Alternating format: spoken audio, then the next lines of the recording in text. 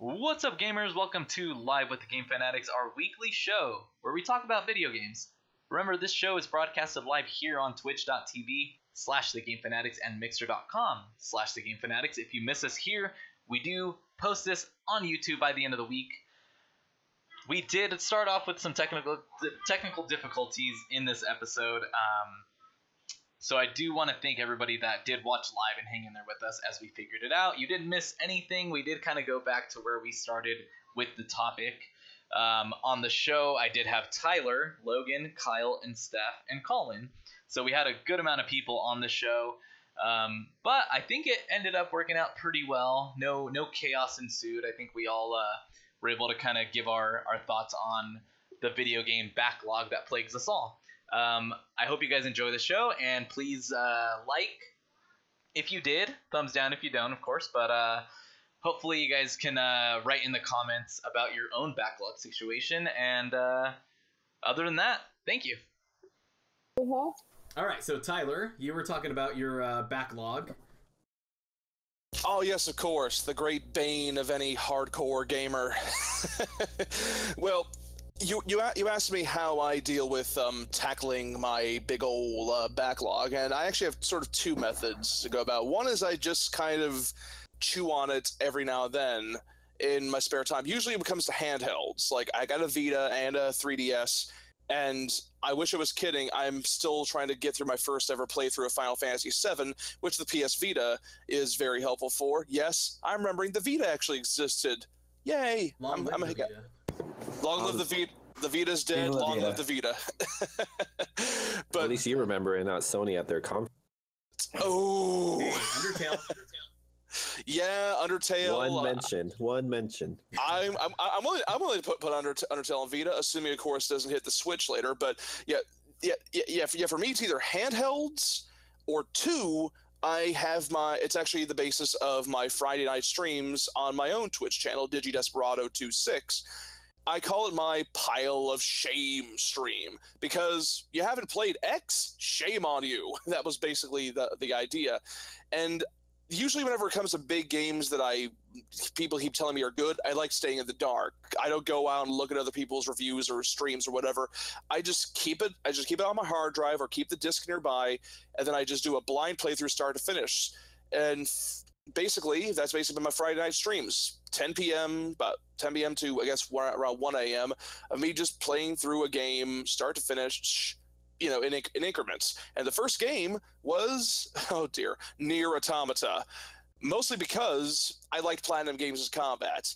I didn't know anything else about Yoko Taro's work on Drakengard and Nier, and now I think I've found the Japanese auteur you go to when you think Hideo Kojima and Suda51 are kind of mundane.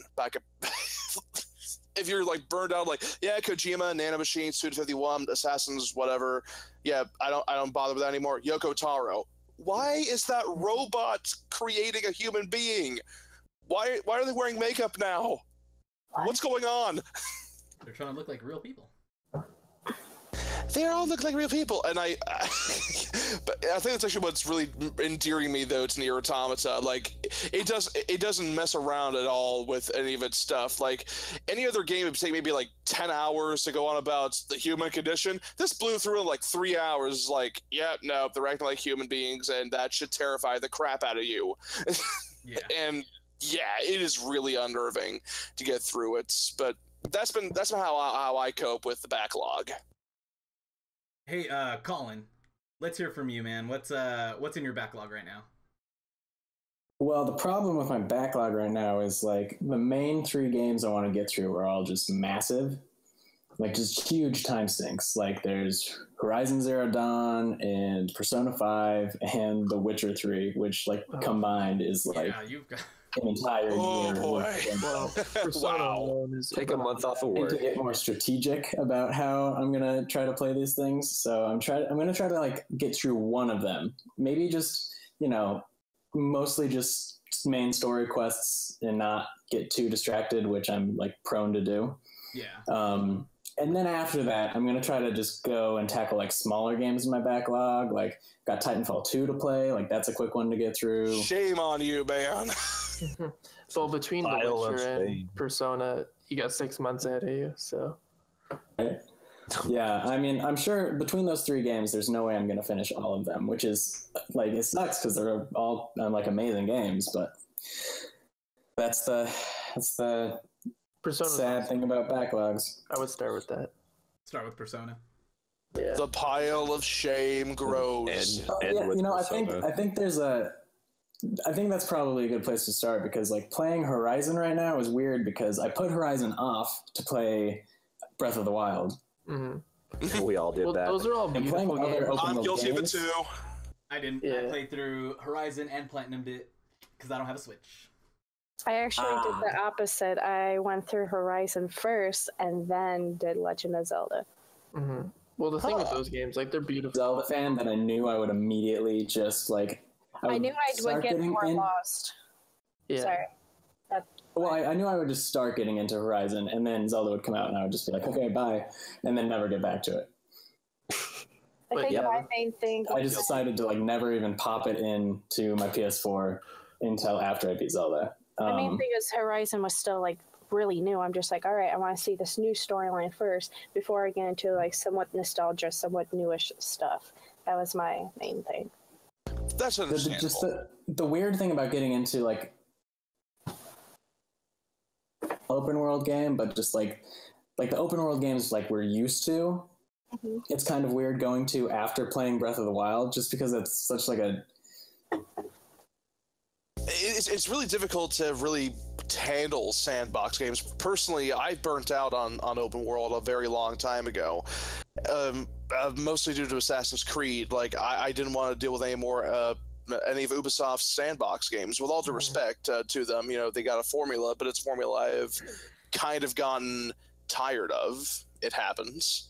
It happens. I honestly found myself like drifting away from open world games. I'm so over open world games. I want like a short 6 to 10 hour experience. Yeah, Horizon kind of did that to me because I did really enjoy Horizon and the open world portion, but it, you know, I spent maybe 50 hours in that game, and then I was looking at other games that I hadn't played, and I was like, man, these other games I have aren't as open, so I'm kind of excited to tackle them. So I started playing like Uncharted 4, which I missed out on, Wolfenstein. I've got Evil Within. So I've got a lot of games that aren't open world that I want to tackle and play through, as well as continue to play my regular rotation like Call of Duty and stuff like that. It's actually weird you bring that up because backlogs usually pile up due to maybe time or whatever. But have any of the games that we have discussed here we tried playing at some point and then just put down and never got back to? Because it's really difficult to talk about that, or at least think about that, at least for me, because I can't tell if that is a sign of subpar design. I don't want to say terrible design, or, you know, a subpar hook, or, you know, something about it that just doesn't grab you immediately and you just can't find the means to get back to it, because that's happened to me a few times. Yeah, I kind of want to talk happened to about me. that. Yeah, with Persona that happened with me. I put 35 hours into Persona though. It's just it's such a cool game. Everything about it's very cool and like stylized. It's just that I always wanted to play it for like 3 or 4 hours at a time. So if I didn't have like that chunk of time to play, I just wouldn't play it. I feel the same way because I loved Persona, like Persona 4 Golden. It took me a while to finish it, and with Persona 5 I was so hyped up, I was so excited for it.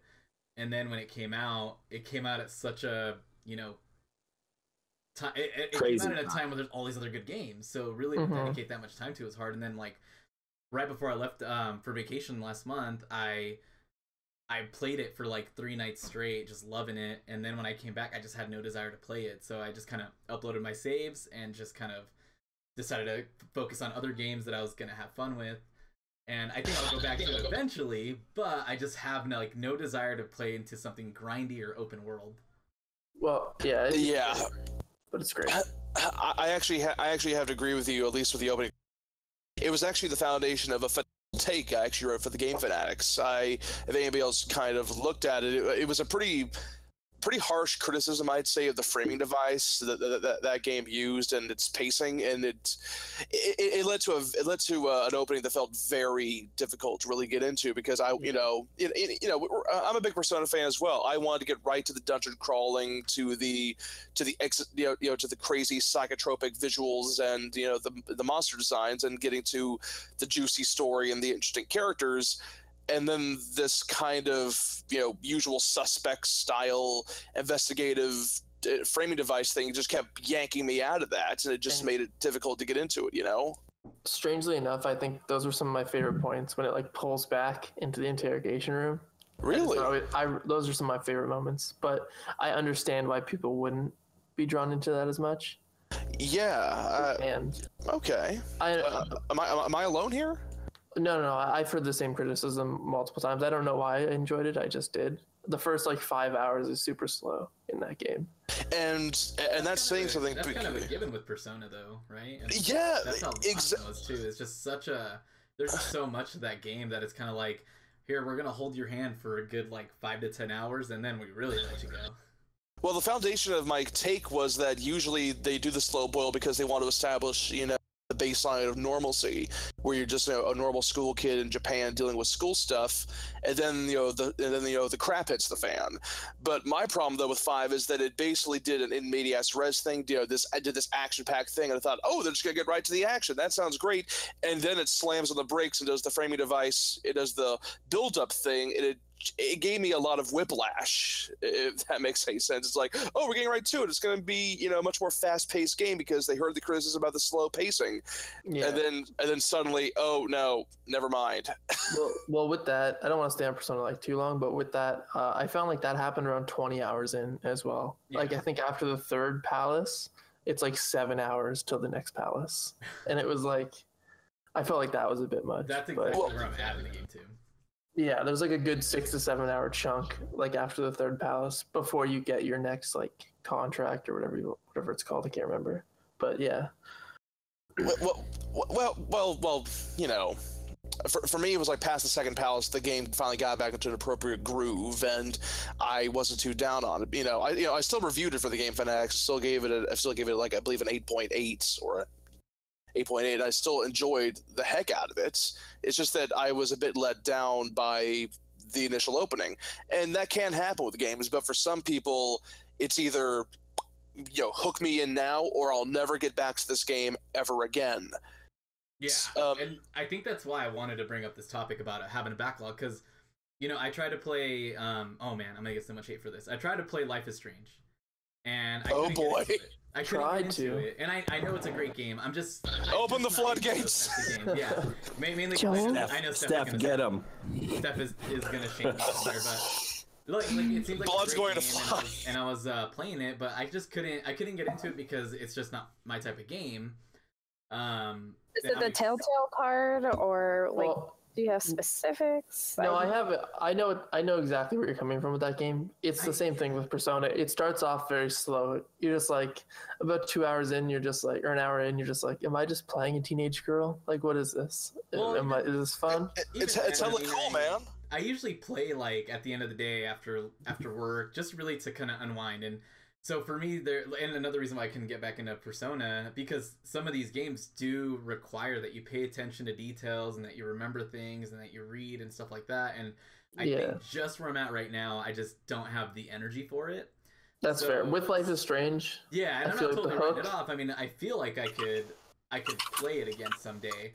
I just at this just now moment, not the time for you. Mm-hmm. Yeah, I think just finishing that first episode is the thing what you have to do. The end of that first episode. Then you're hooked after that, usually. Yeah. It's really weird you brought that up, because due to the episodic structure of Life is Strange, it actually started losing me around episodes 4 and 5, believe it or not. It's I like the initial pit. Yeah, I like the initial stuff. I liked I liked the kind of, it felt very much like, what was that show? My So-Called Life. It had a very laid back kind of indie movie, slice of life kind of vibe to it. And I was able to tolerate some of the dialogue. I mean, come on, some of that stuff was hella annoying, yo. But you gotta remember at their age, we all were hella annoying at that age. Yeah, but the dialogue still didn't feel as genuine as it could have been. the dialogue didn't feel as genuine as it could have been. That's a minor thing, but the problem for me is that the way the direction the narrative went, I felt it went into a less interesting direction, and because of that, I felt disappointed by episode 4 and episode 5. Like I was grooving on it, and then it kind of fell apart for me. And seriously, that final dialogue option, I'm not going to spoil it here if anybody here hasn't played it, but you know exactly what I'm talking about. It's, people have made sure BioWare never lives down the Mass Effect 3 multiple colors ending, but I kind of felt something similar when it came to the finale of Life is Strange. You know what? I can understand that though. But with Joel, I can kind of get that too. There's a lot of, I love games that you have to like pay attention to the little stuff, because that makes me like care about the game. Like games that you mindlessly go through, sometimes there's a day for that, you're just like, I don't know, let me just Mario it up for a second. But stuff that if you don't pay attention to the smallest butterfly in the whole game, because then it'll be a whole entire clusterfuck. That kind of like, in a strange way, just kind of like gets me off in a gamer sense. That I'm just like, oh, this is it pushes your buttons. Yeah, I'm just like, it challenges me. Just like, makes me pay more attention. I kind of like that, but again, that's more my thing. I think it's also just because I am a chick type of thing. I guess I felt a lot of stuff that both Chloe and Max has had. You connected it with it on a different level than some of us might. Yeah, that's fair. That's completely fair. As an 18-year-old girl, now that I look back at say when Facebook remembers stuff from 7 years ago, I'm just like, what the hell was I doing? That's what I got. I'm just like, it was kind of cringy thinking about it, but I'm just like, these are how they talk at 18-something years old. Especially with someone, Chloe, who lost a father and just all this stuff. You're just like, why are these annoying? The fact that you were annoyed kind of made you think, wow, they actually kind of delve into an 18-year-old. That was so hard for me to figure out. That was like, okay, am I annoyed by the dialogue because it's genuine, or am I annoyed by it because it's hack writing? I couldn't tell sometimes. But also remember, the people who made it are French. So there's a language barrier. I think there was a slight language also culture, because I think they were trying to also kind of make it resemble more of a Western type of exactly adolescence. A lot of barriers. There was a slight barrier, but they did a fantastic job. At the original game was in English, was still very ballsy, or that was very. It was an interesting. Well, you're getting 2 more games, so it was an interesting. It was an interesting experiment. I'm glad I played, but I could also acknowledge that it wasn't meant for me specifically. Mm-hmm. But I mean, I'm not saying go F yourself. I mean, I am, but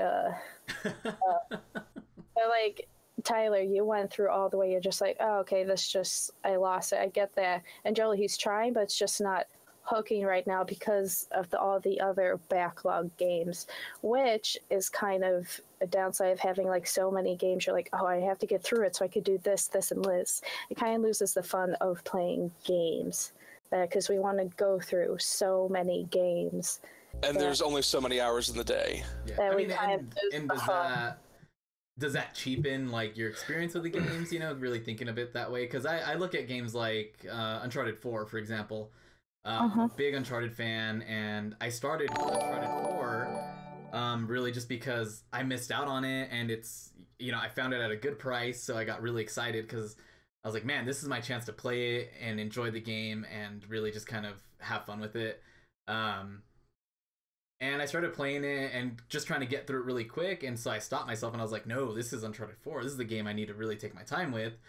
So I popped in Wolfenstein, so I decided Wolfenstein's going to be the game I tackle in the meantime, to make space for myself, because it is a game, I loved Doom, and I missed out on Wolfenstein, and I really wanted to play it, so I was like, I can quickly get Shame on you. Yeah, I know, exactly. It's that's the thing, is there's a couple games that just took my attention away from all these other great titles that came out, and, I should be kind of thankful because it saved me a ton of money, but in the long run, I felt like maybe I missed the boat on getting excited about these games and really taking my time with them. And so that's the whole backlog, like, just the thing with it is do you need a backlog? Is there a point to it, or maybe just play games as you should?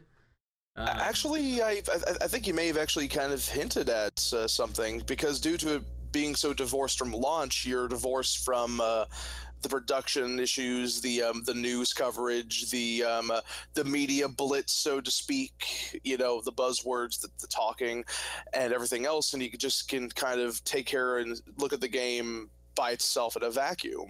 I think there's a level of clarity to that. And having updates to enhance the experience and make it better, getting rid of all the bugs and stuff away. Yep. That's true. You're playing it at a later state when it's already got all the bug fixes and all the additional content. So that's kind of a good thing, right? Fair enough. Actually, since I actually brought up the small topic, also because I'm keeping an eye on the stream, there was another thing on the backlog that I actually tried tackling, I think around 2 years ago. It was actually The Evil Within. And it's funny I brought that up, because if I didn't know that game was being marketed as Shinji Mikami's return to survival horror, you know, the guy who gave us Resident Evil, I would have been convinced that The Evil Within felt like it was trying too hard to be Resident Evil 4, but with a certain edgy chip on its shoulder. Like, I know we have some fans here of The Evil Within, but I remember distinctly getting up to like chapter 6 and getting stuck, and it felt unbelievably arbitrary, and it felt unbelievably hackneyed level design of the game. It is one of the hardest points in the whole game, is that chapter. But that's the issue I had, though. It's like, okay, the game is scary because it's messing with me, or is it frustrating me because it's bad design and I can't tell? It got under my skin is the point I'm trying to make, and not in the best possible way. And because of that, I have never been able to really get through The Evil Within.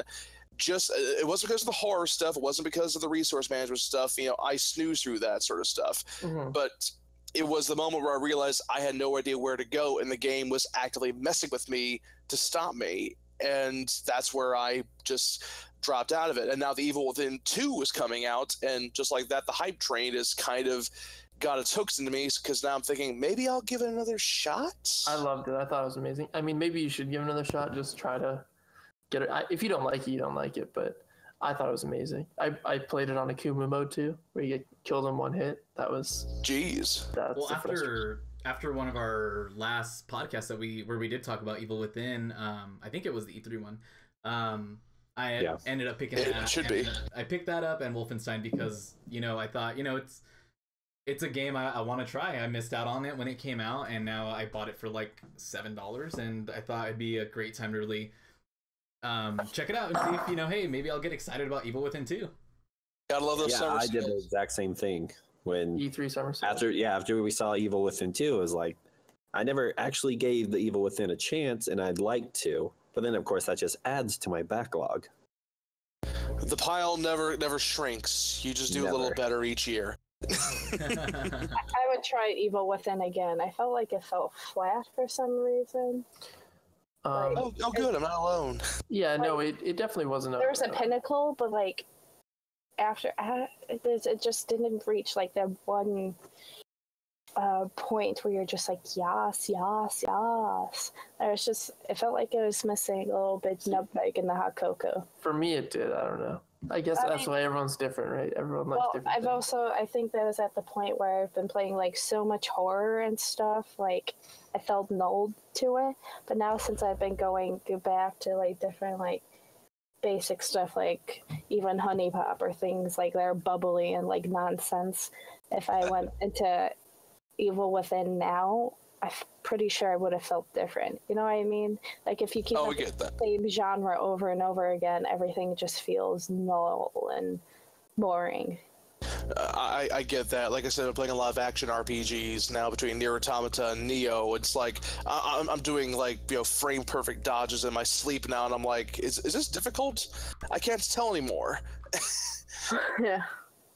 But I think that may have been the main reason why it's just saying all this other stuff. I was like, nah, but now I saw the Evil Within 2, I'm just like, You know what? And that song is so catchy. Oh my gosh, that entire trailer was very disturbing in the best way. It felt like a music video, you know? Yeah, it was good. I was singing that song like for a week. Great, but I feel like the graphics on what's his name, the main character, Sebastian Castellanos. There's something weird about his face. I'm just like, I just need it. Can you not? As long as it's not the Max Payne face. I mean, you really like Life is Strange, right? Those faces. I mean, yeah, it's fine.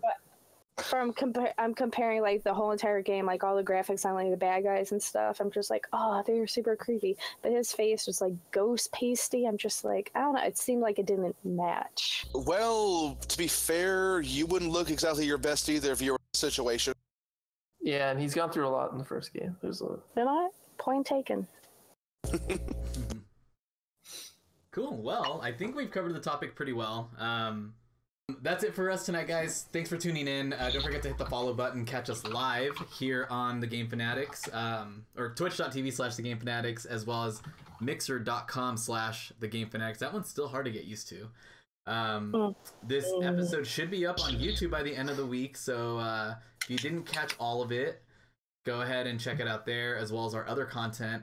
We've got a lot of great video content coming to the Game Fanatics YouTube channel. Visit our website, GameFanatics.com. Check out our reviews, our features. We've got a lot of content going up, especially all the sneak peeks and previews and hands-on stuff that we got for E3. So don't forget to go over there and check it out. You'll find all of our social media and video channels to follow, and just check out all of our content. Of course, I want to thank any new followers that have followed the channel. And yeah, I mean, thanks for tuning in and hanging out with us. I want to thank everybody that was on the show. It was a good amount of us tonight.